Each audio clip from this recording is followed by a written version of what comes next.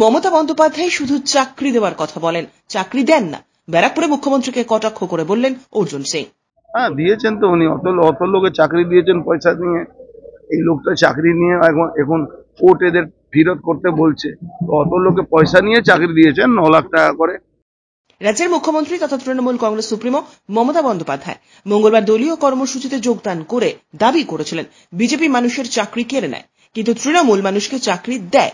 সেই বিষয় নিয়ে ব্যারাকপুরের সংবাদ মাধ্যমের মুখোমুখি হয়ে ব্যারাকপুর লোকসভা কেন্দ্রের বিজেপি প্রার্থী অর্জুন সিং বলেন, উনি ঠিকই বলেছেন।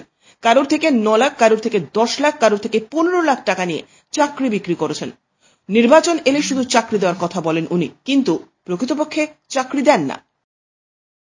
হ্যাঁ, দিয়েছেন তো উনি, অত লোকে চাকরি দিয়েছেন পয়সা নিয়ে। এই লোকটা চাকরি নিয়ে এখন কোর্ট এদের ফেরত করতে বলছে। অত লোকে পয়সা নিয়ে চাকরি দিয়েছেন 9 লাখ টাকা করে, 10 লাখ টাকা, 15 লাখ টাকা করে এক একজনকে দিতে হয়েছে। হ্যাঁ, উনি আজ পর্যন্ত তো চাকরি দিলেন না কাউকে। রেডি আছে উনি প্রত্যেকবারই বলেন। ব্যারাকপুর থেকে সৈকত গাঙ্গুলি প্রতিবেদন, চ্যানেল 24/7। মসনাদ দখলের লড়াই 2024 দেখতে চোখ রাখুন চ্যানেল 24/7 এর পর্দায়।